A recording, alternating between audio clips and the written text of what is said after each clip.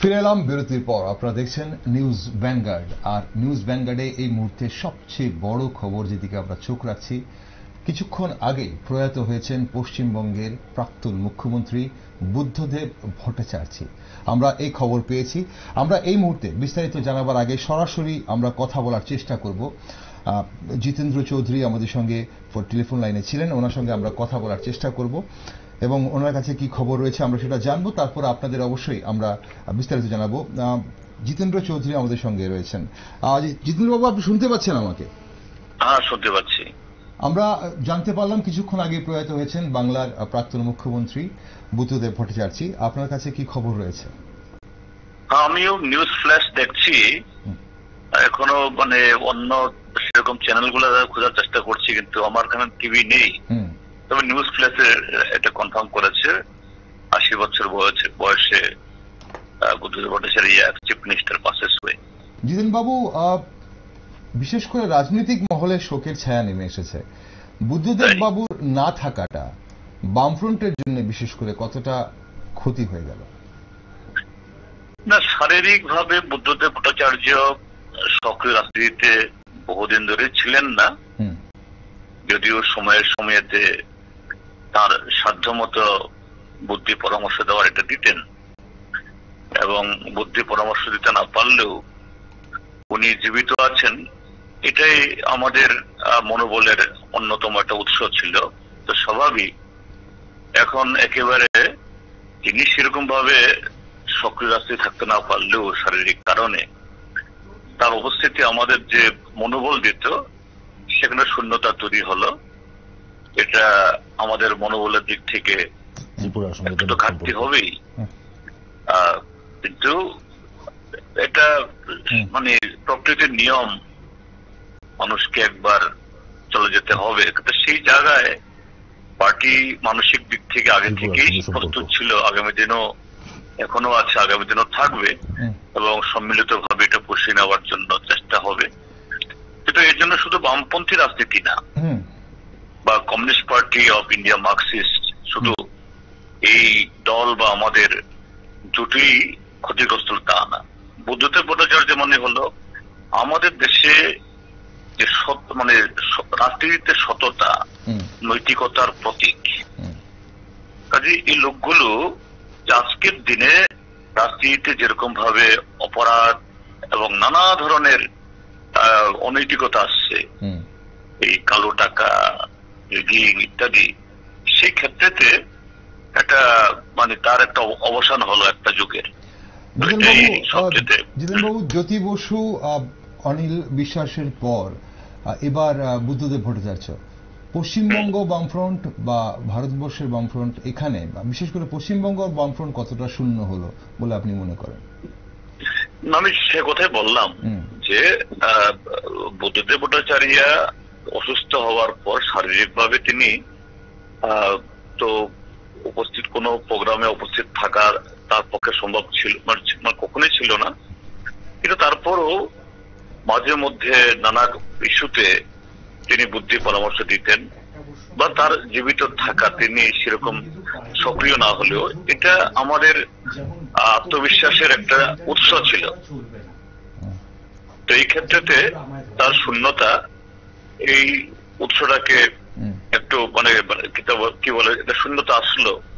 যাই হোক, আমরা সম্মিলিত ভাবে আগামী দিন লড়াই সংগ্রাম এবং আমাদের যে এই মার্ক্সবাদী রাজনীতি চর্চার মধ্য দিয়ে এগুলি কাটিয়ে তোলার চেষ্টা করব, আমরা পুষিয়ে নেওয়ার চেষ্টা করব, এই শূন্যতা থাকবে না।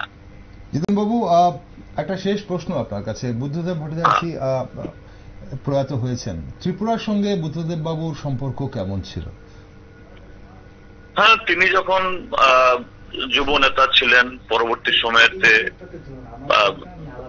জ্যোতি বসুর মন্ত্রিসভার সদস্য হিসাবে এবং মুখ্যমন্ত্রী হিসাবেও যখনই আমাদের এখানে সাংগঠনিক বা এই প্রশাসনিক কাজে কোনো পরামর্শ দরকার, আমরা তার সাহায্য চেয়েছি, তিনি আমাদের সাহায্যের হাত বাড়িয়ে দিয়েছেন। সশরীরে আমাদের ত্রিপুরা যে বহুবার এখানে এসছেন, একজন সুবক্তা, সংস্কৃতি মনা কবি সুকান্তের ভাইপো হিসাবে আলাদা পরিচিতি ছিল এবং সেভাবে যে আমজনতার কাছে তার একটা গ্রহণযোগ্যতা ছিল। তো এই দিক থেকে আমরা ত্রিপুরা রাজ্যেও তার সান্নিধ্যে এসে আমরা অনেক লাভবান হয়েছি। এখানকার সাহিত্য সংস্কৃতির আন্দোলন শুধু রাজনীতির ক্ষেত্র না, এটাও বুদ্ধদেব ভট্টাচার্যের সংস্পর্শে অনেক আমরা এখানে শক্তিশালী হয়েছি, পুষ্ট আমরা হয়েছি। এই স্মৃতি অবশ্যই আমাদের মধ্যে আছে এবং থাকবে। অসংখ্য ধন্যবাদ জিতেন্দ্রবাবু আজ সঙ্গে থাকার জন্য আমাদের। ধন্যবাদ। দর্শক বন্ধুরা, আপনারা শুনছিলেন জিতেন্দ্র চৌধুরীকে। আর আমরা যে খবরে আজ এই মুহূর্তে চোখ রাখছি, শোকের ছায়া রাজনৈতিক মহলে। পশ্চিমবঙ্গের প্রাক্তন মুখ্যমন্ত্রী বুদ্ধদেব ভট্টাচার্য আজ সকাল 8:20 নাগাদ, যতটুকু খবর পাওয়া যাচ্ছে সূত্রের খবর মারফত, যে 8:20 নাগাদ উনি প্রয়াত হয়েছেন। দীর্ঘদিন উনি কিন্তু বিভিন্ন রোগ শোকে ভুগছিলেন, বিশেষ করে সিওপিডি রোগ, শ্বাসকষ্টজনিত রোগে উনি ভুগছিলেন এবং আজ সকালে উনি মৃত্যুর কোলে ঢলে পড়েন এবং ওনার মৃত্যুতে শোকের ছায়া সর্বত্র। এই মুহূর্তে আমাদের সঙ্গে বাম নেতৃত্ব পবিত্র কর জুড়ে গেছেন। পবিত্রবাবু, শুনতে পাচ্ছেন আপনি আমাকে? নিশ্চয়ই। পবিত্রবাবু, বাংলার প্রাক্তন মুখ্যমন্ত্রী তথা বামফ্রন্টের শেষ সেনাপতি আজ প্রয়াত হলেন, কি বলবেন? আমি প্রথমেই বুদ্ধদার প্রতি শোক জানাই। আমরা যখন ছাত্র আন্দোলন করি তখন তিনি ওনার সংস্পর্শে আসি এবং যুব আন্দোলনে তো প্রত্যক্ষভাবে উনি আমাদের ত্রিপুরাতেও এসেছেন এবং উনি দীর্ঘদিন ওনার আজীবন পার্টির সঙ্গে দায়িত্ব নিয়ে যে কাজ করেছেন। আমরা বলবো যে কমিউনিস্ট আন্দোলনের মধ্যে বুদ্ধদার একটা পরিচিতি ছিল অন্যতম সততার প্রতীক। তিনি কোনো অন্যায় পছন্দ করতেন না, তিনি অবিচার হোক সেটা পছন্দ করতেন না। তবে সেই কারণেই বুদ্ধদেব ভট্টাচার্য একেবারে সমস্ত দল মত নির্বিশেষে সমস্ত জনগণের কাছে, পুরো পশ্চিমবাংলা না, দেশের জনগণের কাছে অন্যতম একজন ব্যক্তিত্ব হিসাবে, রাজনৈতিক ব্যক্তিত্ব হল শুধু না, ব্যক্তিত্ব এসে উঠে এসেছিলেন। না, আরেকটা পরিচয়, সুকান্ত ভট্টাচার্য ওনার কাকা হতেন। সেদিক থেকে এই ধরনের একটা সংস্কৃতিবান পরিবার থেকে তিনি শুধু রাজনৈতিক না, সংস্কৃতির অঙ্গনে ওনার যে অবদান, পশ্চিমবাংলার শুধু বাংলা ভাষা সাহিত্যের যে আমরা যারা আছি তাদের সে অবদান থাকবে। তার প্রচেষ্টাতেই পশ্চিমবাংলাতে নন্দন এই যে চলতে হয়েছে, সিনেমা নাটক তার যে প্রসার ঘটাবার জন্য এটা ওনার দেওয়ার নাম, উনি তার প্রচেষ্টা করেছেন। এরকম অনেক অসংখ্য জিনিস আছে বুদ্ধদেব এটা করে গেছেন। তাহলে উনি দীর্ঘদিন অসুস্থ ছিলেন এবং হার্ট এবং শ্বাসজনিত কষ্ট, যেটাতে তিনি তারপরও তিনি হসপিটালে যেতে চান না। উনি বড় কথা যেটা, সরকারে না থাকার পরও সরকারে থাকার সময় তো উনি যে বাড়িতে থেকে কাজ করতেন, বিভিন্ন বামপন্থী সরকার এবং তারাও যারা সরকারে এসেছিল ওনাকে ভালো জায়গা দিতে চেয়েছিল, সরকারি গাড়ি ইত্যাদি। কিন্তু উনি ওনার এই যে দুকামরা ঘর, যে ঘরে থেকেই শেষ করেছেন, হসপিটালে গিয়েও বেশি থাকতে চাইতেন না, আমি আমার ঘরের মধ্যে নিয়ে যাও।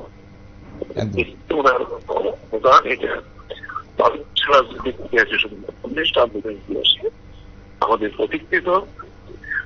ত্রিপুরা আমরা দারুণ যারা উপকৃত হয়েছে আন্দোলনের সূত্র আমাদের একেবারে অভিভাবকের মতো দায়িত্ব পালন করে। অনেকবার ত্রিপুরায় সংগঠন যখন করে এসছে এবং মুখ্যমন্ত্রী হওয়ার পরে এসছে বলে আমরা সুখাহত।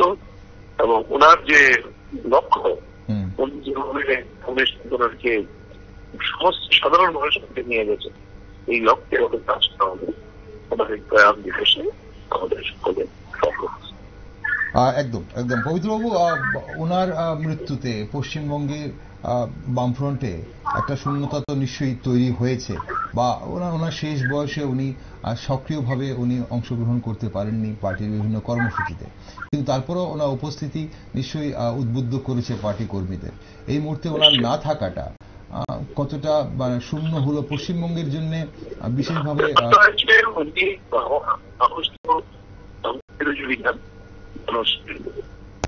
আমাদের বুঝতে হবে বুদ্ধতা প্রায় 10 বছর তিনি কোনো প্রকাশ্যে কাজে যেতে পারতেন না, তিনি হয়তো শুনতেন, তিনি হয়তো লিখে পাঠাতেন, এটাও সে সুযোগ করা সম্ভব হয়নি বলে তার এই অবদান পার্টি সবসময় স্মরণ করবে, ত্রিপুরা পশ্চিমবাংলার মানুষ, দেশের মানুষ স্মরণে রাখবে।